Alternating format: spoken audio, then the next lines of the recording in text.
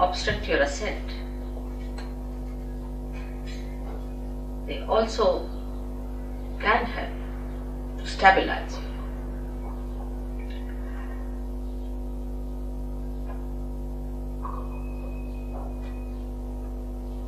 The conditioning comes to you from the matter with which we are dealing every day.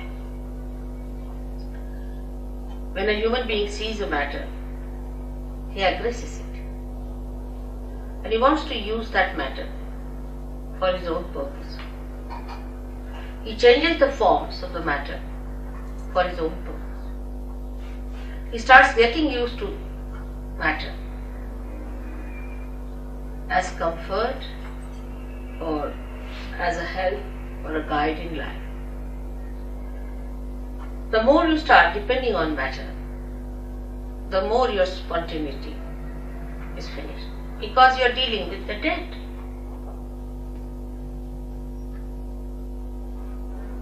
Matter, when it is dead, then only we deal with it. When it is living, we are not so much bothered about it. So the deadness of that matter settles within us when we start using that matter for our purpose. But how are we to otherwise exist is the question people can ask if God has given us these material things and this matter to be used. Are we not supposed to use them? And are we not supposed to enjoy them? But we don't enjoy really. Before realization, you cannot enjoy any matter. You can only form a habit and may become a slave of that matter before realization. It's a fundamental principle of economics that wants in general are never satiable. Means today you want to buy something like a carpet, alright, bought it. So now that carpet becomes a headache because it's your possession, you have to look after it. You have to insure it, you have to worry about it that it doesn't get spoiled, first of all. And secondly, you really get into another mood of buying something else. Now you have bought the carpet, finished. Then you have to have something else, then you have to have something else, then you have to have something else. So it does not satiate you. It does not give you the joy. Matter can never give you joy. It's the spirit that gives you joy. And when the ascent takes place, then you become the spirit. Then matter takes another value system within ourselves. The value system of matter is very different. As I am sure Jason must have told you, that when you get your realization, then you start feeling the cool breeze in the hand. In relationship to matter, it's very helpful to be realized. Because immediately you know what is good for you and what is bad. For example, you eat something that's not good for you. Immediately you lose your vibrations or you become hot. Even looking at it may happen. You want to sit on a chair on which somebody who is a very wrong type of a person has sat. Immediately you feel, oh, something wrong in this place. With your vibrations, which is a definite thing and absolute thing. And this conditioning can only be over. These habits can be overcome only if you become the spirit, because spirit is always dominated by the matter. And the spirit has to overcome that domination of the matter. Actually, spirit cannot be dominated by it. But what I mean is that it is covered, like the sun can be covered with clouds.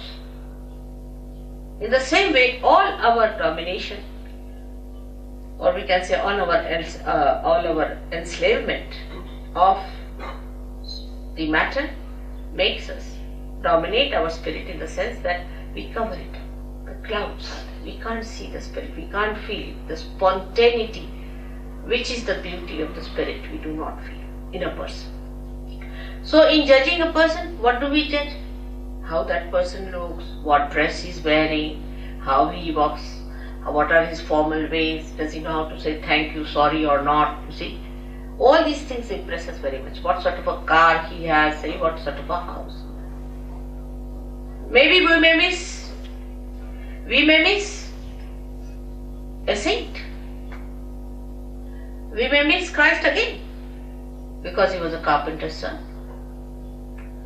How are we to know who is Christ? Is there any way of finding out who is Christ? Many people are now talking, Christ is going to come, he's going to come on the television. You can put up anyone there as Christ. How are we going to make it out? By his dress or by some sort of a thing they have done? Most of the paintings of Christ and most of his statues that I have seen are nowhere near Christ. Nowhere near Christ. See, they are horrid things. I don't know what are they. So how will you make it out that this is Christ or not? Or this is some sort of a hocus pocus fellow or some sort of a person who has come just deliberately to delude us from reality. There is no way out to find out what is the truth, because we are so much used to material forms that we have.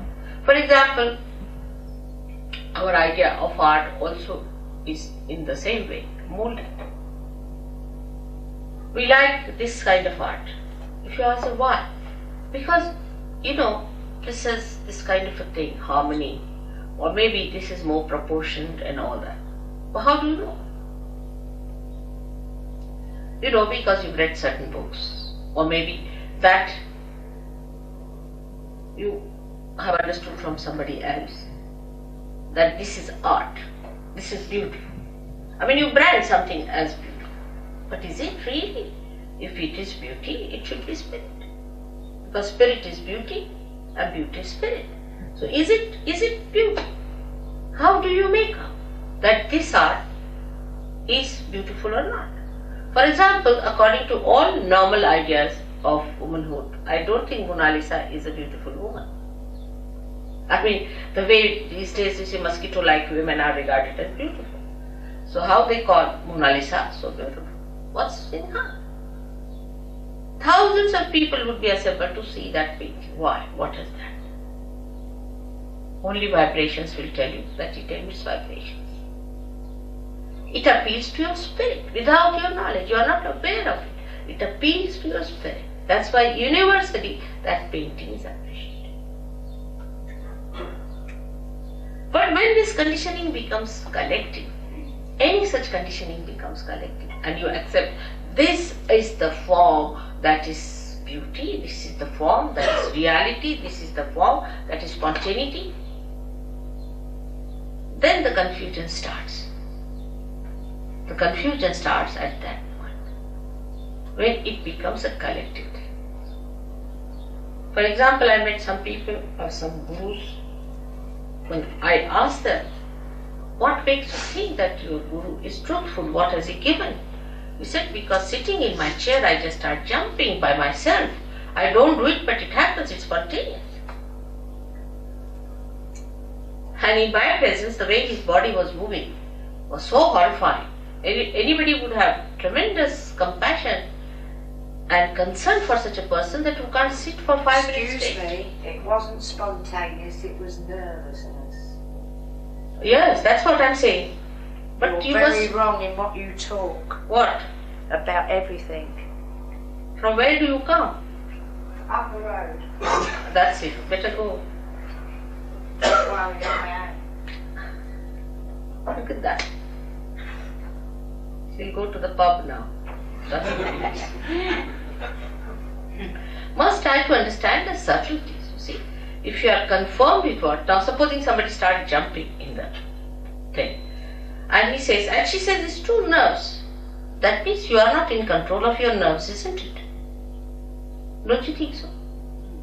You are not in control. You have not control. Spontaneity is a thing which is not a thing that makes you a slave. This is the point I am trying to bring. It doesn't, it makes you a master. Spontaneity must make you a master and not a slave of it. She must have come from TM, because TM people jump like that. And they end up as epileptic people. I have cured so many of them. I don't know if someone has come from there. Even the head of their academy in Scotland, the Flying Squad Academy as I call it, where people paid 3,000. Now this gentleman sitting here is one of them who suffered. When they suffer, then they know what it is. The other day we saw somebody with epilepsy of such frequency. The poor child, he was hardly 26 years of age, young man, supposed to enjoy his life, was going into such trauma you can't imagine. And if this is happening to somebody going to a guru, you paid for it, how can it be anywhere near spirit?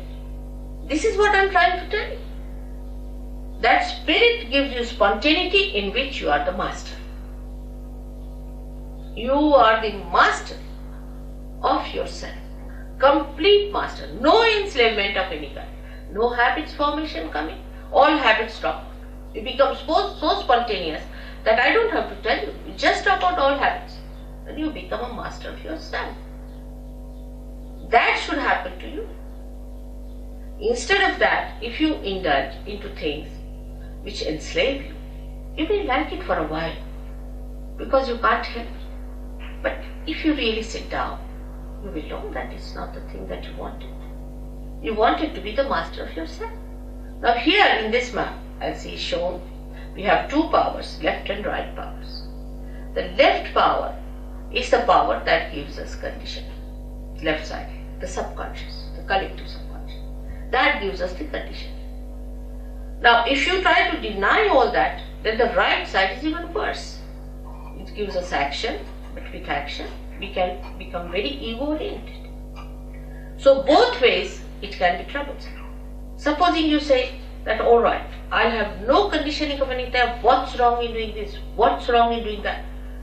And if you just move with that idea, with that freedom, it will be abandonment, it may not be freedom, because freedom must have wisdom behind it. So both the sides, the movements on both the sides are wrong. So what is all right in the center is not to get conditioned by anything and not to be ego-oriented. But how to do it is the problem. The problem is how to do it.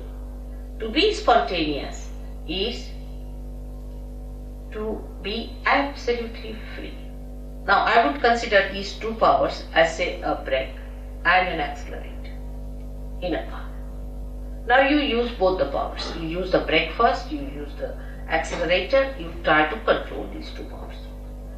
But first of all, it is difficult to understand how to use these powers. Gradually, with practice, you know how to drive the car, you become the good driver. After becoming the good driver, still you are not the master of the driver. But then you become the master. So today the master within us is the spirit. But before realization, we are not the master. Because the master has not come in our conscious mind. It is not expressing in our conscious mind, in the sense that we are not empowered by its powers. The spirit exists, it has its own powers. But we haven't felt those powers within us. Once we feel the powers of the spirit, we are empowered by our own powers which are there. The powers are within us. These are our own powers. We don't have to borrow from anyone, ask from anyone, they are in ourselves. The spirit is within us. Only thing, that spirit has to give light in our consciousness. It has to come in our consciousness. In simple medical terminology, we can say that the spirit must manifest itself in our central nervous system. So that we should know what we are doing. Not that we start just jumping on the chair, or some people said, oh, you just start doing it. It is a process. It's not correct. You are not in conscious mind. You are doing it out of hypnosis. Hypnosis may be coming from outside force. It's not your force, your awareness, your understanding, your power. It is somebody else's, because you are not doing it. As matter has a power to overpower us, in the same way, there are some material things, I should say, which are very dangerous, which are placed. For example, now cancer. Take cancer. Cancer overpowers. It's a very serious thing. Cancer overpowers you. You cannot overpower cancer. Take a very concrete example. Now, how is it caused? Doctor say this way, that way. Surge Yoga can cure cancer. Definitely 100%. It can cure. It has cured. Many Surge Yogis have cured cancer. How? It's very simple. That you become master of your son, and you master the disease also. You master everything.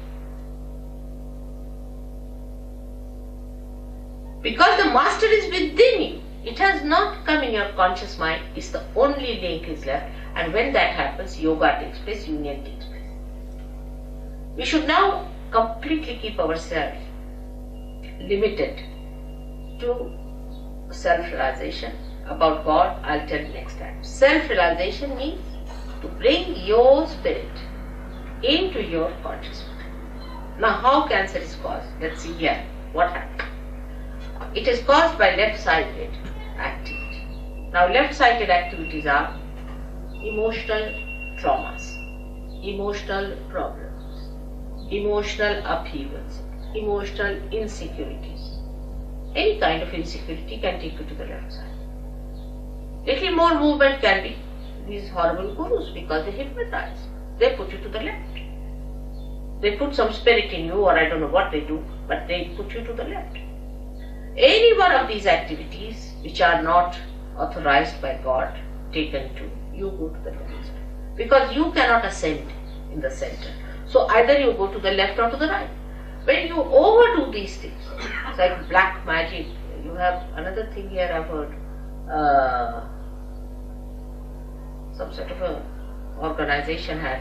And the fellow, you see, he used to, everything he saw moving in the house, he came to Surge Yoga, and his water jug was moving there, and this was moving there, and he couldn't explain what was happening in his room. He was sitting down and he found something moving from here to here.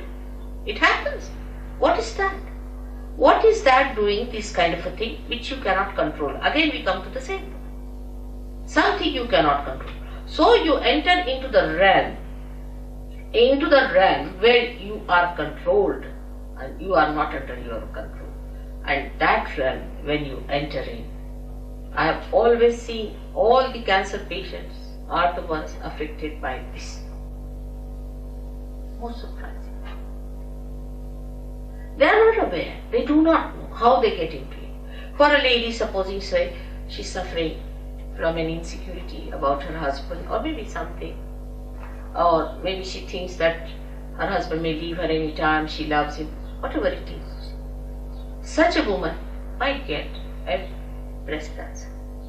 Because the insecurity is set in one of the centers there, which you can see here, the center of the heart. Center heart as we call it. Now if this center goes out of order, if a woman feels insecure for anything whatsoever, she is capable, she is vulnerable to be attacked and she can get into cancer. So we have to understand life in totality and not in one way. The total impact of life, the total effect of life, the total relationship with life must be understood. Now no doctor knows this. Will he know? When he treats a patient for the, say, breast cancer, will he know that this lady is insecure? There's another disease, anorexia. Many girls suffer from it. They don't just eat, they just give up eating. Now, you do not know why it happens. Doctors can't cure it. Nobody can cure it. What is the reason? The relationship of a girl, of a daughter with a father. Say father dies and the daughter doesn't see the father, or she in heart she loves her father but she doesn't express it, or there's some bad relationship that comes between the father and the daughter, you get this double anorexia. You'll be amazed. But it is impossible for doctors to get it. We have some doctors sitting here. It is impossible for any medical science to go near it, because they do not see a human being in its totality. It's a very delicate instrument God has created. The way we are harsh with others, the way we sometimes try to trouble others, try to make others feel insecure, are unfair, unjust. Without our knowledge, we really give them a tremendous insecurity. And such insecurities can work out incurable diseases of which we are not aware. So to understand the totality, what should happen to us? We should achieve that state where we can see the totality. Like if I have to see now, for example, the whole of Brighton, what should I do? I should go on a plane and see it from that height. I can see the whole. In the same way, in your awareness, in your understanding, you should rise to that point from where you can see the whole. If you cannot see the whole, the partial vision, or we can say a little that you see, can create confusion, can create problems, and some of them could be of a very, very serious nature. Because as human beings, we do not know what are we. This is the greatest problem of human beings, that they say, I don't like it. Now which one is this I? Is that your spirit or is that your ego? What is the part that is not liking it? Or is it your conditioning because you are brought up in a particular way so you don't like this? Which part of you is not liking it? And you will be amazed that it is not your spirit. Because if spirit likes, how will you know? It's only through your vibrations. When you can feel the vibrations, then only you will say, yes, my spirit likes it, because the vibrations are emitted. So we are still in a transition state as human beings. We have not achieved that state which is called as the state of self-realization, where you become the spirit. The becoming is the point. When you become the spirit, you know what you like. You really know what you really like. Because you are now the reality. You are not any conditioning. You are no more any ego, but you are what you are really, and that is your spirit. And surprisingly, this spirit is a collective being. It's no artificial collectivity within us. That also, alright, we belong to all Brighton, so we are one, or we belong to one street, so we are one. It's not like that. But it's something that you are, absolutely, you are a collective being. And you start feeling that collectivity within you, with these different centers working it out. And you can feel it, others. You can feel others on your fingertips, can you believe it? In the Bible it's written that your hands will speak. The description of these days is that your hands will speak. Why not people go and find out what does it happen? How can your hands speak? This is what happens, that on your fingertips you start feeling and understanding what is reality, what is beauty, what is joy, what is love. This is the left side which we get, and ultimately with these left side problems we get physical pains. It's very painful to have left sided problems. It's very, very painful. The pain cannot be explained, no one can understand, nobody can cure it, you can't tell anyone, and people think that you are fussing, they give you psychological treatments. You just don't understand why this pain is within you. And this pain comes to you from left side, the subconscious.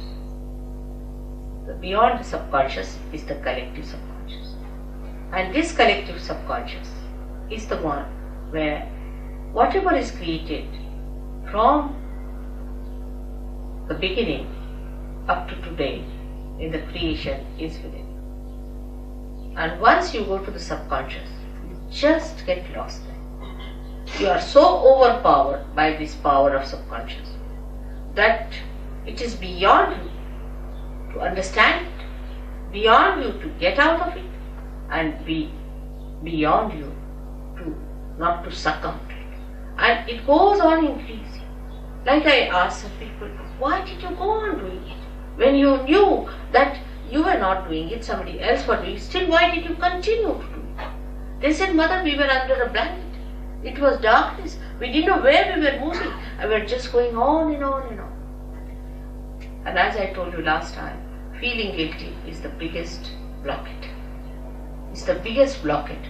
Because once you start feeling guilty, that the center on the left gets blocked and it's very difficult. And you don't know why you are feeling guilty.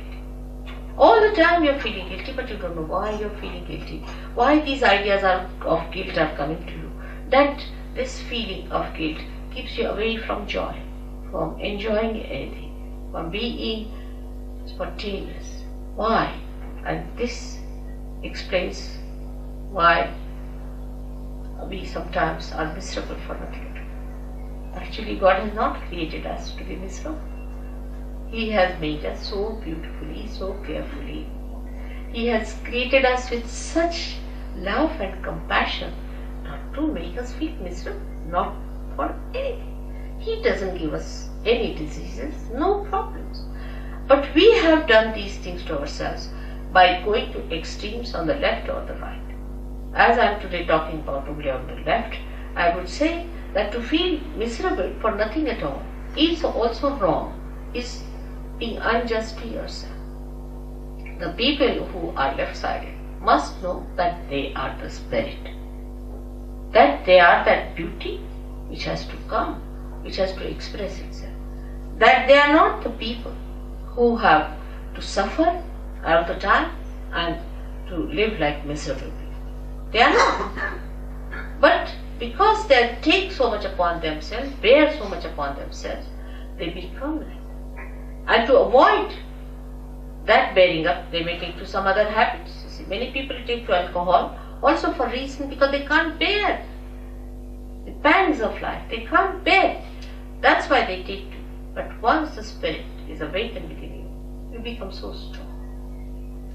You become so joyous, so spontaneous that all these things drop on. All those things, so-called diseases, so-called habits, just drop. And you become a new blooming personality. Now, the basics of having this center within you, you can blame God for that. Why did He give us these centers on the left-hand side? What was the need? He should not have given us these left-sided ones, so we would have been just in the center to go. But the trouble is, the human beings have to know in their own freedom how to deal with themselves. They have to learn little hard way, the wisdom. They have to know by going to extremes, they have suffered. They have to realize it. Because if they have to become truly, absolutely free, they have to rise in their wisdom. If they are not wise people, then they cannot enter into the kingdom of God, because they will be abandoned people. Say, people who are abandoned, who don't understand any laws and regulations, if you get them in England, we'll have to put them in jail. In the same way, human beings who have not got that wisdom within themselves, through sufferings only one learns, but we should not ask for suffering.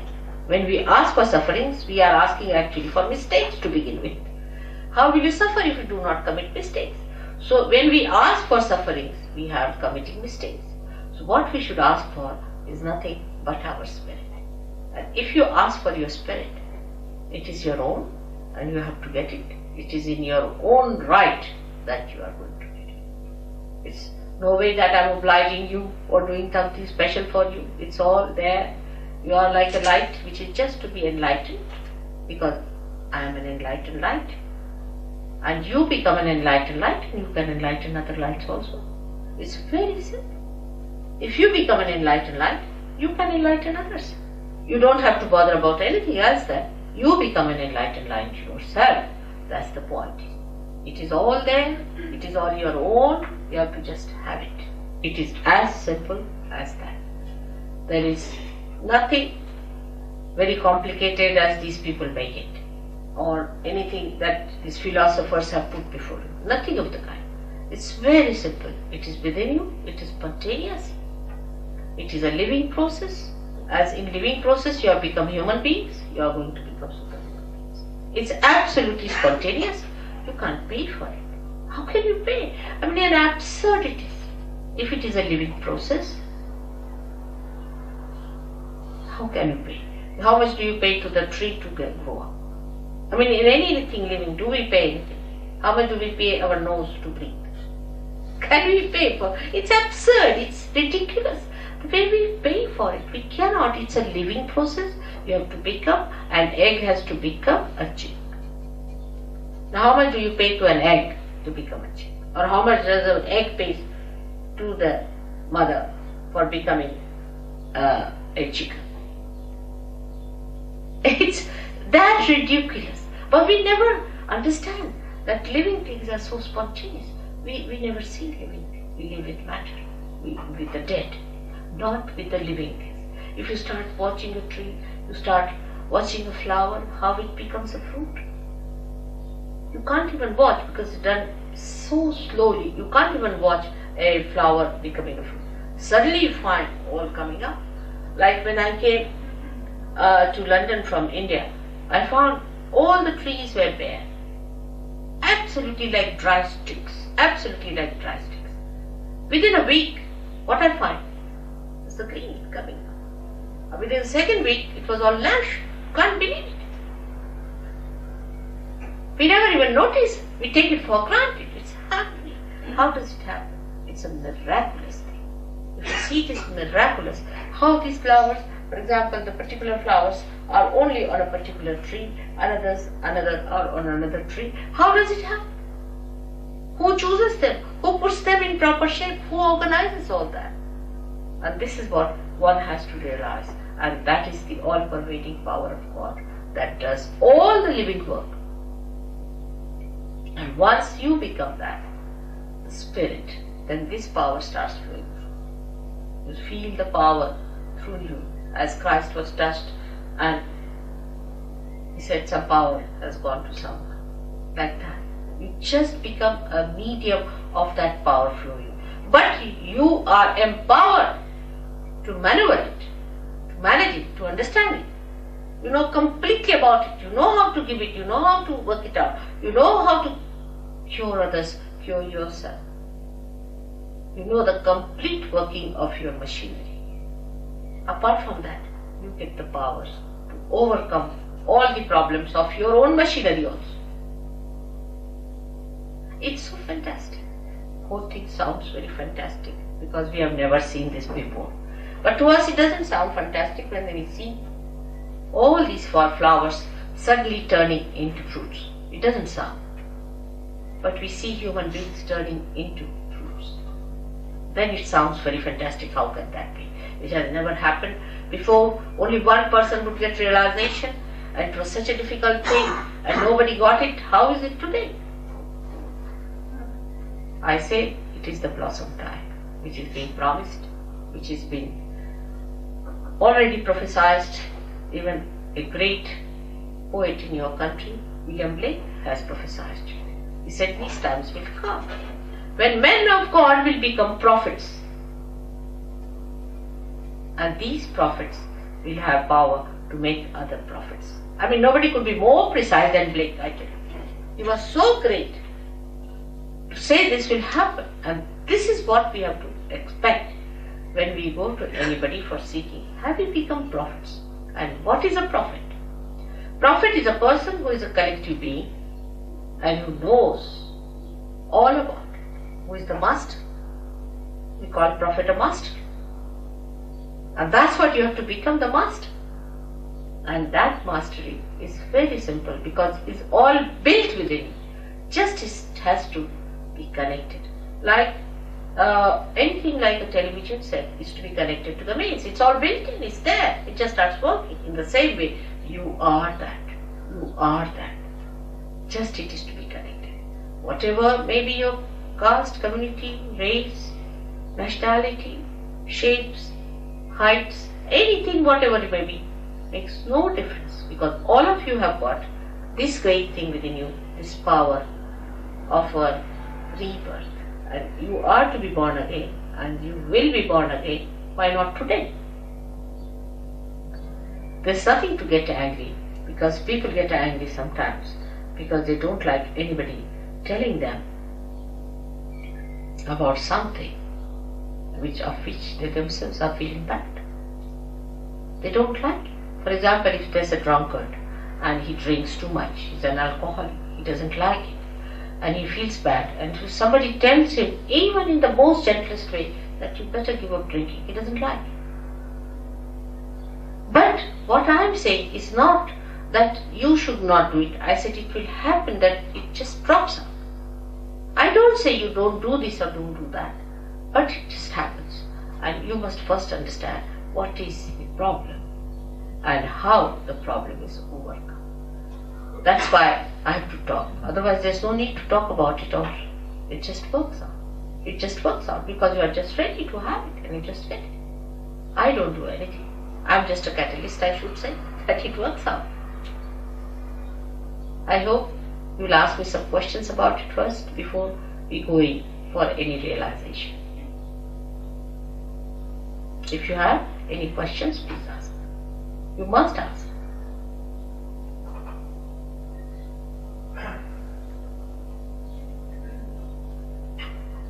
Yes? Is there any difference to what you understand it as saying and what say Guru Maharaj?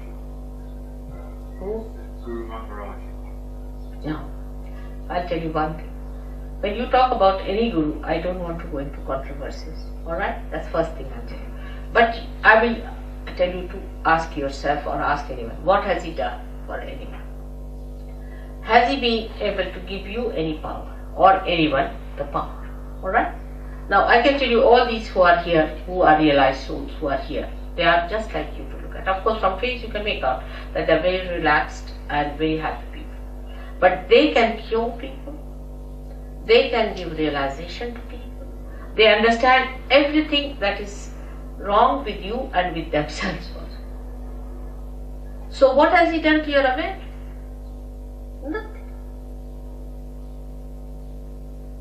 Now, his disciples, what have they achieved?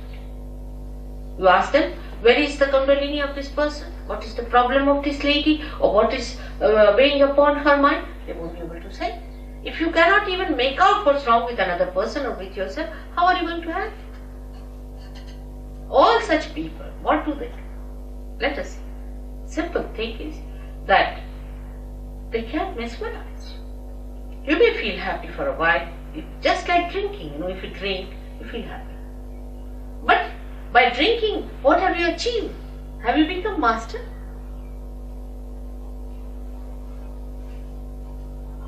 All of them are like that. You see, and this gentleman is so obviously, because he asked for Rolls Royce. What is a Rolls Royce for a prophet? I mean, what does it matter? You see, my point is, this is so obvious. I mean, this is so logically obvious. First of all, anybody who takes money from you is a parasite. Simple as that. And to ask for Rolls Royce, of all the things, so you see, you have got Christ. You can see from Christ's life. Will you care for your Rolls Royces? To such a person, he's a king. He doesn't bother. Whether he has a Rolls Royce or not, whether he sleeps on the ground or not, it makes no difference. Such a person doesn't care for anything. Because he is in comfort. He's got his own comfort. He is a man of self-respect. Do you think will he ask for anything whatsoever? I mean, it's so obvious. For you people it is so obvious, but when I talk to some people of this guru, the particular one you are telling me, they said, Mother, we give him the metal and he gives us the spirit. Can there be an exchange? Can you purchase your spirit? Use your logic. Alright? God has given us brains to understand. Logically we can understand. Can you purchase the spirit? Isn't it so simple? We can't pay for it, my child. We cannot. If you want to give me a flower, alright, it's just an expression of your love, and that's all. But you can't purchase me. You can't. Your love can purchase me, alright, that's different. But you can't purchase me with metal and money. What is a Rolls Royce? I mean, I don't understand. What are all these crowns and things? What are they good for? They don't give you joy. Go and ask the people who wear the crowns. Yes, the other day I was with a statue, poor thing. She was so miserable. Yes, she was. I tried to sort of put her down, her vibrations. She was very miserable. We were just across the table talking to each other. And what I was doing was to balance her, poor thing. She's very upset. So you must understand, you are two simple people. You are seekers of ancient times. You are not seekers of today. You are seekers of ancient times. And this time has been promised to you before also. And now you have to fight it. Now you must keep your logic straightforward. I mean, anybody you ask for Rolls Royce, I mean, this is one of the stark examples I would say. Cannot be anything. Is a stark example. Absolutely. One of the. But there are subtler ones. It is not so subtle. You will get out of it in no time. I know all of you. But the subtler ones are even worse. Some of them may not even ask for money. May not. I don't know of any, but there may be some.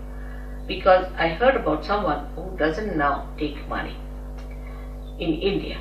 He has made money here and now he's gone to India and he doesn't take money from them. But the one who has really not taken money, one person whom I know, has been using women.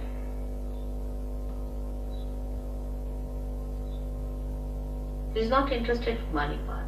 He's using money. Women. You see, so this is what it is. You must understand. His interest is not in your spirit, but in your person, in your women. Imagine. How can holiness be combined with these dirty habits of people? That means they themselves are under the control of their desires, which are anti-God. These are all anti-God activities. And you people being so simple-hearted, I tell you, you are so simple-hearted. If you tell an Indian that the Guru takes a Rolls Royce, he said, immediately they'll cancel. They know this guy. How can he? Nobody will give to any Guru in India. Gurus have to pay people sometimes. First to entice them.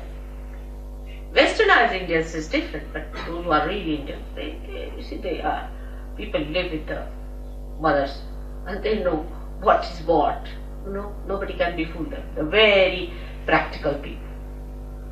Yes, my child. Can you be healed through faith? Huh? Can you be healed through faith? Oh, the faith is two types. With what we call in Sanskrit is Shraddha. It's different from what you call as faith. In English they use it as blind faith and another as faith. Alright? We can make it like that. Now, the blind faith is this, that I have got faith in God and God will heal me. This is one faith. Alright? Another is a faith which is enlightened, where I say you are the spirit when you are connected. Now, if you say that I have faith in God, you shouldn't feel hurt when I tell you the truth, alright? Because if it is a blind faith, means that you are not yet connected with the power. Not connected. See, now supposing I start saying, Christ, Christ, Christ, Christ. Christ is not in my pocket. I can't even meet a prime minister or a queen without having a protocol or a connection or some sort of a position, or we can say a authority, isn't it? Now when we talk of anyone like that, some people go saying Rama, Rama, Rama, Krishna, Krishna. You see, these are all incarnations, and Christ is the Son of God. He is the son of a king, and you just can't meet him. You can't just call him. He's not at your beck and call. He's not your servant. Alright? Now, to having faith like that, when you are not connected, if you are healed by some other agencies, not by Christ. But if you are a realized soul and then you are healed, then it is done by Christ. I'll tell you a difference, a very clear-cut difference of healing. We have in England, I don't know now if you have that one, it's an organization called International Curative Center of late Dr. Lang. Now this Dr. Lang was dead. I mean, he was late. But he had a curative center. You see, and this gentleman died, and he possessed a man in Vietnam, a soldier, not his own son, but a soldier. Now this soldier was told by this fellow, I mean they are very honest people, being English they are honest and they tell the truth, you see, they don't say that we do it through God or anything. So he told that there are many doctors, I hope the doctors won't mind, who have died and who were very ambitious, are still wanting to cure people. And he should go back to my son and tell him all the story that I have come in you, and my son will believe. So he said, how will you believe me? He said, no, I will tell you some secrets which only he and me, both of us, share. So he'll definitely believe. So this fellow agreed. He was a very healthy fellow. Actually this spirit entered into him when he got into a certain shock. Something he saw shocked him in the war, and this spirit entered. And he was carried by that spirit somehow or other to England, where he met his son, and he told the whole story. And the son had to believe because he knew so many secrets. And they started this curative center. Now how do I come to know of late Mr. Lang? Is the thing. They cured a lady who was in India. Long time back, it was 1970, I'm telling you. And she came to see me, and she was all shaking, you know, she like this. I said, what's this? She said, I was sick with a certain disease, and I was afraid of an operation, and I came to know about this organization. I wrote to them, and they wrote to me saying that at this time, on this date, we'll enter into your body. Openly, I mean, they don't say that we are God or anything. We'll enter into your body, and you'll feel a little shaking, doesn't matter, and you sleep off, and we'll work it out. And she said, I got cured of that disease. But after 3 years or so, the whole body started shaking, and she couldn't bear it anymore, and she came to see me. That's how I came to know about Dr. Lang. That he had, this poor lady was tortured for 3 years. She suffered so much, and then she came to see me. So after Mr. Lang entered into her body, Dr. Lang, it was after 6 years that she came to see me, because 3 years she was all right. After 3 years it started. And that's how I came to know all the spirits that had entered into her, the doctors and all that. It was a horrible case. Of course she got cured later on, no doubt. Because when you become the spirit, you are in your fort. Nobody can enter into your body. You become something which doesn't get contaminated, doesn't get overpowered. Nobody can dominate. And that's how she got cured. So with faith, if somebody says, oh, you will be healed, you see, and they start shouting and screaming and this and that, and suddenly you might feel, maybe there's a spirit. They replace also sometimes these spirits. It's very surprising. They can replace the spirit from one to another. I've seen such cases also. All kinds of things I've seen in spirit. The other day, only about 8 days back, wasn't that, Marie? When this charismatic fellow came in? Something like that. 8 days back, in France, a gentleman came in. Young fellow, must be about 24 or so. He got into such a big agitation and he started crying. And a funny type of a thing that I've never seen a spirit enter into. Whole body was shaking, and he fell down, he started crying, weeping, all sorts of things happened. And he said that I went to charismatic movement where I got it, and many get it. And they think Holy Ghost has entered into them. Now just imagine, how can the Holy Ghost make you this trouble? I don't know from where these ideas come in. And poor child, he suffered so much. Now he's all right. But he couldn't believe it, that he could be all right, because he thought, and then they say these are your sins and you have to get over your sins, and this is why it's happening to you. You still have done bad karmas and this and that. But your bad karmas and all those things can be solved when the Kundalini rises.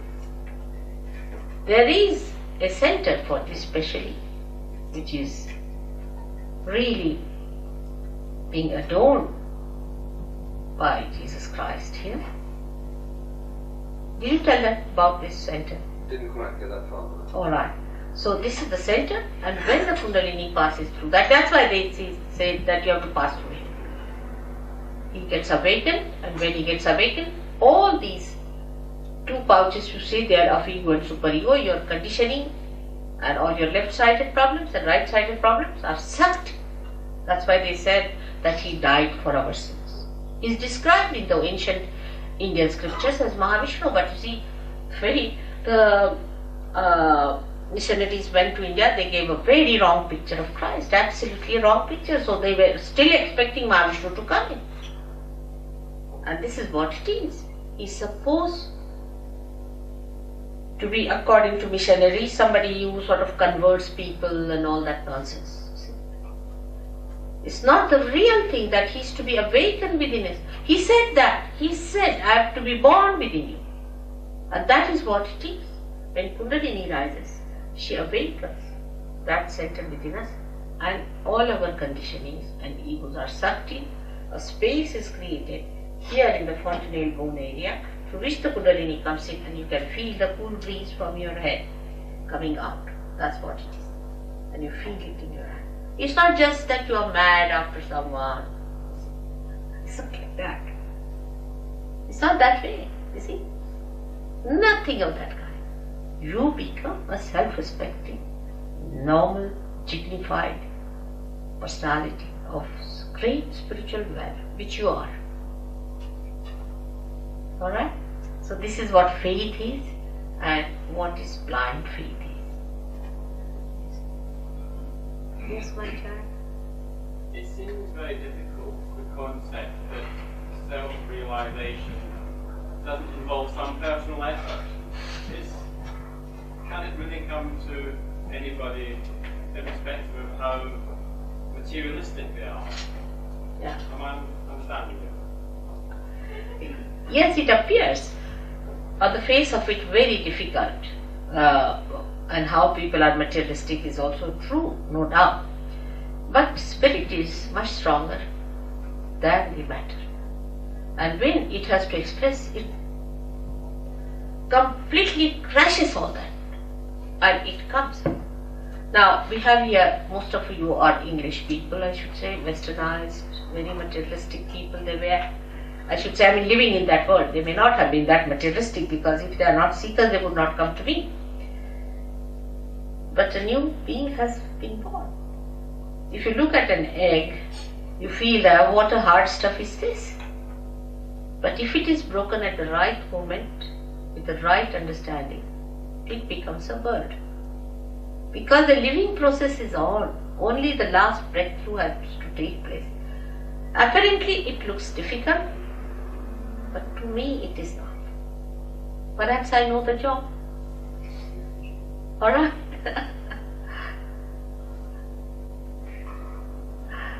Yes, it looks, people have said all kinds of things about Kundalini also. I must say, some books I have seen are horrible. You see, if you don't know the job, everything, supposing somebody doesn't know how to drive a car, you see, and he gets into the car, the way he'll describe it would be horrifying. You'd never get near a car, isn't it? It's like that. The one who is not authorized and who does not know the job should not do it. But that's what happens to you, that you become the spirit, you become your own master, and you become the master of this art. The master of this art. Yes, my child? You made reference to hypnosis earlier, and you also said of yourself that you regarded yourself to be a catalyst in... I couldn't hear you. Can't you? What did you say? You mentioned hypnosis earlier, Mother. And What? You mentioned hypnosis earlier, and you also said that you regarded yourself as a catalyst. And don't you think that the hypnotist also regards themselves Yes, very as a true. catalyst? Yes, no doubt. As the person themselves. Yes, that's true, but the difference is this, that a hypnotist brings you under his power. He doesn't give you any power or no new dimension to your awareness. You see, there's a tremendous difference between the two. You see, you have got your own power within you. Say for example, alright, your spirit there. Now I am a catalyst. You see, you can use a spoon for giving a poison or could use it for giving the nectar. Alright? So if you give the nectar, then it's a great thing, and if you give the poison, it's horrible. It's like that. Now the hypnotist uses hypnosis. How does he hypnotize? Is the point. What he does is to push you into your subconscious, into your collective subconscious, where he overpowers you. You are under his power. He says, you become like a child, you become like a child. You suck a little bottle, you do it. What's all this? But here you become a spirit in the sense that you become collectively conscious. It's no hypnosis, because you yourself can feel it. Now say example, you take 10 children who are realized souls. There are some children who are realized souls, even little children. And you take them near a person who is suffering from some trouble, alright? Now you tie up their eyes and ask them, what's the problem of this gentleman? They will raise the same fingers, all of them will raise the same finger saying, this is burning. You see, because the sensation you feel, of burning, of numbness, or of cool breeze. A new awareness of vibratory nature is born within you, not with hypnosis. On the contrary, after hypnosis, you feel so dead and finished, as if somebody has been riding your horse. It's just the other way now. And you start growing into you and understanding. You can cure people. You understand what are the centers that are catching. You understand what are the centers of another person that are catching. In the beginning, sometimes people have confusion, I've seen, that they don't know whether these are my centers or your centers. But we have ways and methods by which you can discriminate. You can see which are your centers catching and which are the centers of the other person catching. You also know how to get them all right. You also know how to give realization to others and to empower them with their own powers. It's just the opposite. But catalyst could be horrifying and catalyst could be just heavenly.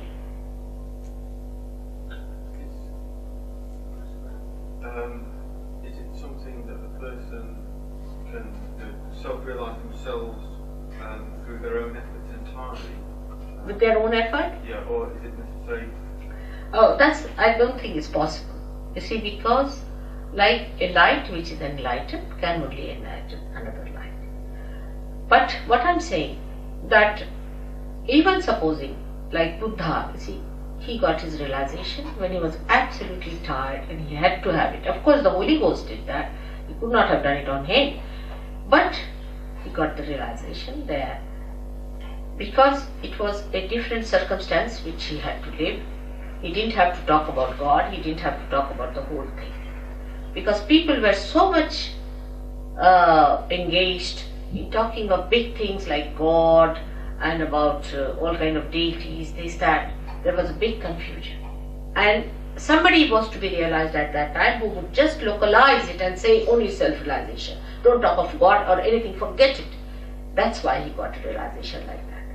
But you cannot get a realization just like that. Only position you can get. You cannot. Somebody who is an enlightened soul, such an enlightened soul doesn't take money from you. Normally, you see, people don't want to give a realization. 99% those who are really realized, they'll throw stones at you, they won't have anything to do because their experiences of human beings are horrifying. If you go and talk to them, they'll tell me, they've told me that wait for 12 years. See, mother, they will all finish you off, they'll kill you, they'll do this.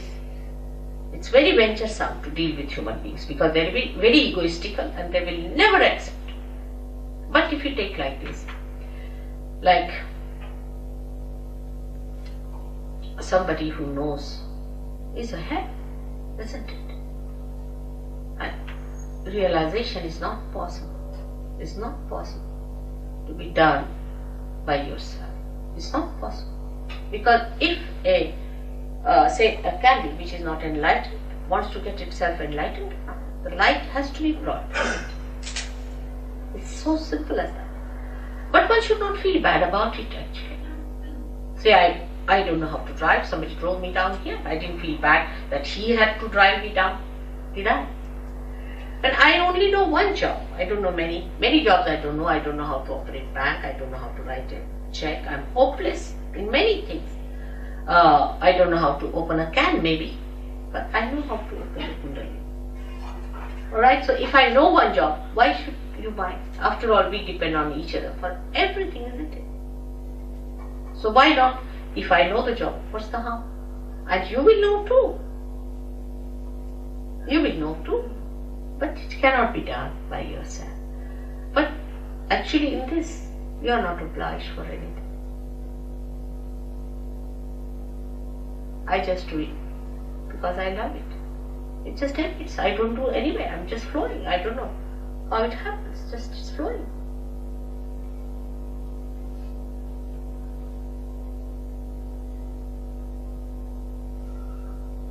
I just love for love's sake. Just we can't believe such a person can exist. But I do really. I am like that. Sometimes you might even, some of the surgeons do feel that I'm too compassionate. And that I should be rather strict with people and things like that. So they come and tell me some wisdom about it.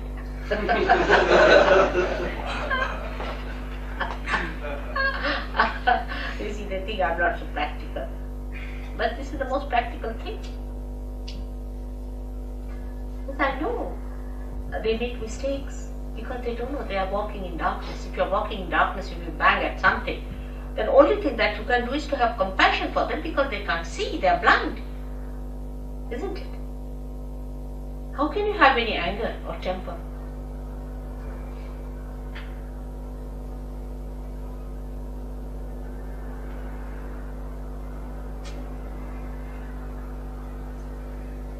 And moreover, I would request you not to have any misidentifications with anyone also.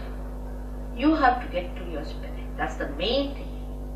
If you still think of somebody, see, like the lady, I don't know, somebody might have sent her here. I don't know why she got angry. I didn't say anything to hurt her. Maybe she's possessed. I don't know why she got angry. And she just got up and just walked off saying that you are telling everything lies. Why should I tell you lies? I don't have to get anything out of it. But why it happens? Because she's not sensitive. She's not sensitive to divinity. She doesn't understand who's divine. I don't blame her. She hasn't got the sensitivity. It's a caliber. I've seen Sahaj yogis now of different varieties have come to me. Some of them are of such a caliber in contemplation. They get into realization, they know what it is, they have the pattern just like a diamond, they get it and they get it. They're tremendous. There are some who slog behind. Some of them who get realization, but still they've gone down to all kinds. Doesn't matter. I love all of them. Yes, my child. Supposing any organs inside, like What's it? supposing before realization that we've got bad things, so she was like, supposing we were just really nasty He's a surgeon. In the process. Huh? Which, So what is he talking about? well, I'm just saying, with the effects of our karma, would it go away, or will you still get it at your soul realization?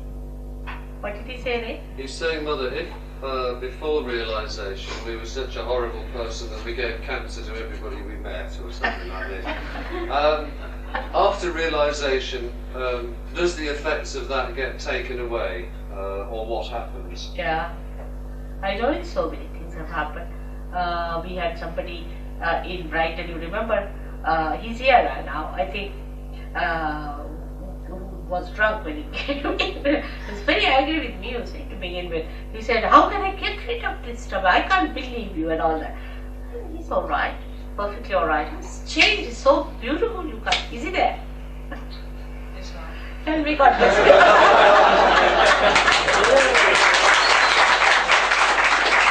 He's so sweet now. The other day he came to see me. I said, look at that.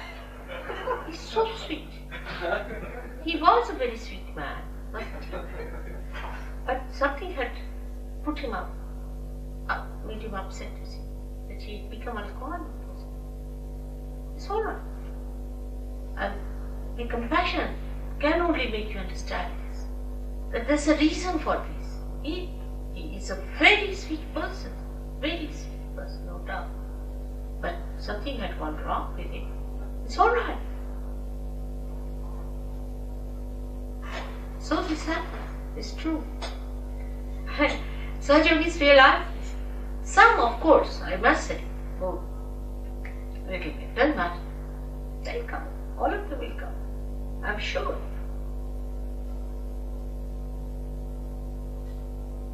Everyone is made for it. Actually, the divine is anxious to give you realization. Much more anxious than you are. If there were 1,000 people today, I would have given them realization better. But very few people take to reality. You see now, that Guru Maharaj Ji, thousands are like mad after him, isn't it? But he has given nothing to them, poor things. But for reality, there are very few. Like the other day, somebody asked me a question, Mother, why don't you do it to everyone? I said, where are the everyone? They are busy. Where are they? In this Brighton, how many there are?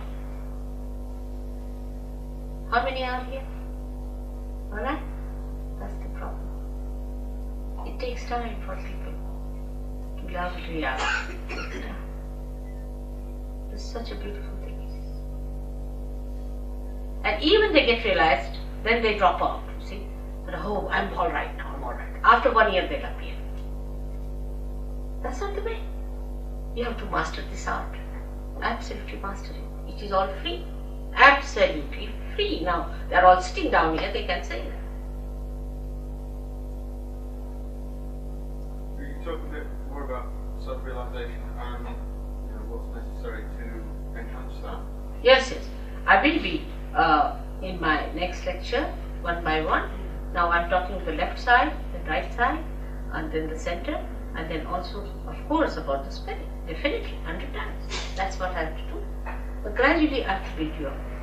Alright? I will, definitely. You won't believe.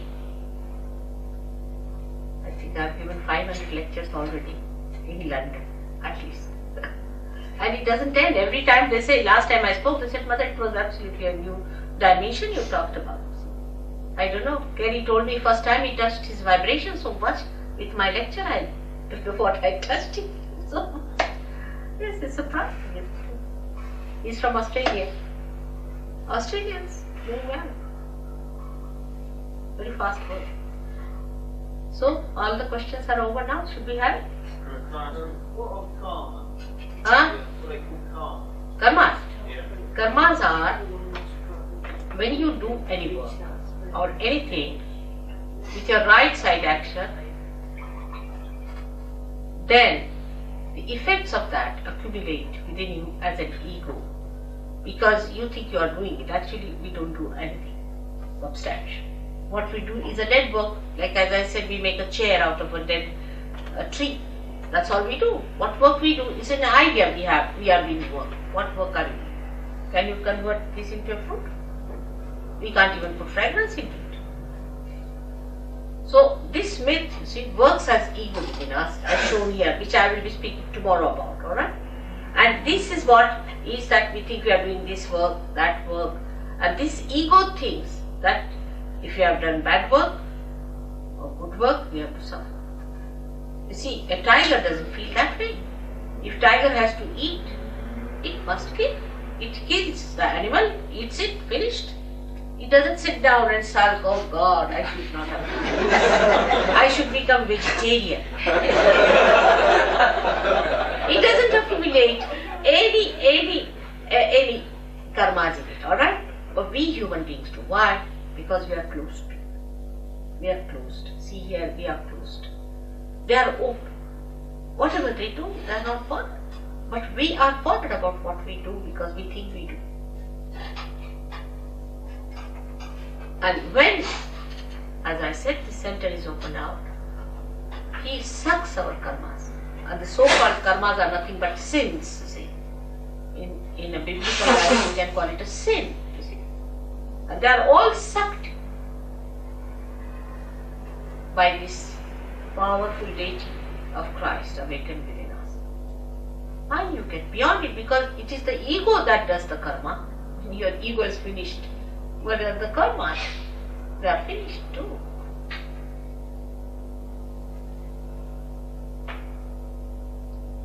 Then you don't say, I did it. What you will say, mother, it's not working out. It's not going out. Now what is this it? It becomes a third person. It's flowing. The vibration is not coming. You see, you don't say, I am doing this realization. I am raising the full. They don't say so. They say, it's not rising. You become a third person. That third person is the spirit. Where you do not say that I should do it. Even if it's your son, you'll say, mother, it's better that he gets realization. Alright, you see, try. No, it doesn't work out. Alright, then should I give a certificate?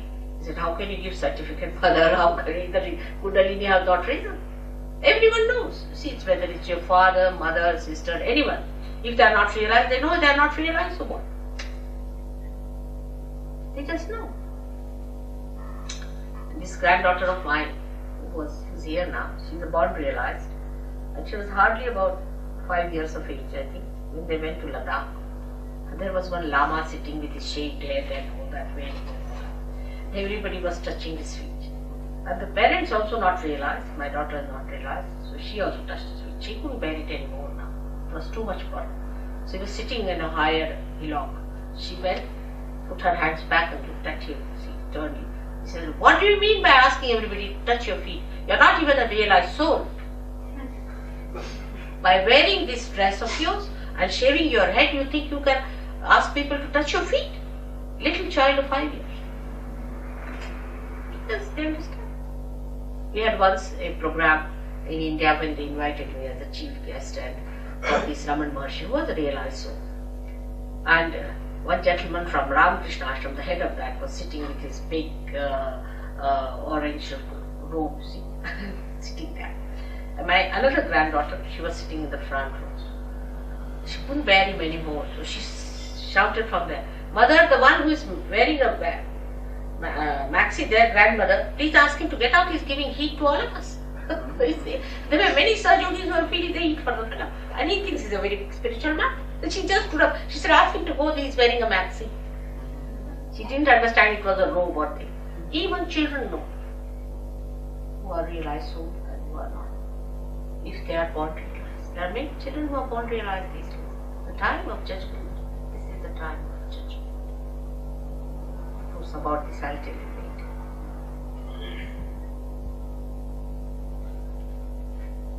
You mind if I persist in asking the questions? It's alright, I don't mind. But what happens if you ask too many questions, sometimes it becomes mental activity and may delay the realization sometimes. So I would advise you, if it is not so important, better keep it out. Because you see, answering the question is only on mental level. I'm talking something much beyond, you see. So it is something logically, if you have understood me, alright, let's have it. If it will work out, work out. If it will not work out, doesn't matter. I'm here for 3-4 days and we are going to work it out. Alright? So it's better to keep your mind at rest. Tell the mind, you have asked many questions before, you have thought of many things. Now the time for you to receive the blessings of your own being. Alright? If you tell your mind, it will rest. It's a wonderful thing, mind is. If the mind knows what you want, and if it is the reality, it supports you and helps you very much. The same mind which can go astray. See, it's like sometimes I like a donkey. Like Christ used donkey just to suggest the mind that if you allow it to go astray, it will take you to all kinds of things. But if you control it, it takes you where you are. Just make him keep quiet. It's better to keep quiet at mind level. And that's why I answered your questions, because later on when the Kundalini is rising, at that time the mind should not stand up, isn't it, to say that I haven't asked this question. That's why, just to soothe it. There's no need, but just to soothe it down, I guess. Alright? So best thing is to get your realization is the best thing. Otherwise this mind is quite a disturbing stuff. It can come at the right time when you are going to achieve your last breakthrough. It may stop. Alright? So if you have any immediate question or by which you are really oppressed, then you must ask. But if it is not so important, just give up. Is it very important? Then it's all right.